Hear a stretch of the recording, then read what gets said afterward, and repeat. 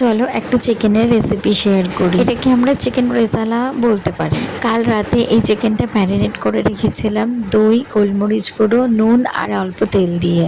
জোগাড় বলতে অল্প বাদাম নিয়ে নিয়েছি, সেটা গরম জলে ভিজিয়ে রাখলাম বাটতে সুবিধা হবে বলে, আর অল্প কাঁচা লঙ্কার পেঁয়াজ বাটা করে নেবো। এবার আসি মূল রান্নায়। কড়াই তেল দিয়ে ফোড়নে দেবো শুকনো লঙ্কা, গোলমরিচ গুঁড়ো আর গোটা গরম মশলা। তারপরে বেটে রাখা পেঁয়াজ আর লঙ্কা বাটাটা দিয়ে দেবো আর অল্প আদা রসুন বাটা। তারপরে ওই কাল রাতে ম্যারিনেটেড চিকেনটা দিয়ে দেবো। আচ্ছা, এখানে বলে রাখি রান্নার বেশ কিছুক্ষণ আগে কিন্তু ওটা ফ্রিজ থেকে বার করে রেখে দিতে হবে। তারপর বাদাম বাটাটা দিয়ে একটু চিনি, কাঁচা লঙ্কা, গোলমরিচ গুঁড়ো আর স্বাদ মতো নুন দিয়ে ঢাকা দিয়ে রেখে দিতে হবে বেশ অনেকক্ষণের জন্য।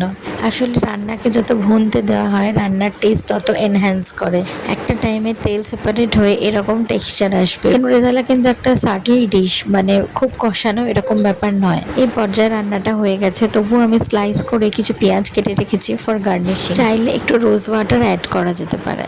রান্নাকে সবসময় একটা স্ট্যান্ডিং টাইম দেওয়া উচিত, তাহলে রান্নার মাত্রা আরও বৃদ্ধি পায়। চলো আজকের ভিডিওটা রাখলাম এই পর্যন্তই। দেখা হবে আবার কাল নতুন আর একটা ভিডিওর মাধ্যমে। আর আমার ভিডিও থেকে যদি কিছু ভালো লেগে থাকে তাহলে সাবস্ক্রাইব করো। বাই।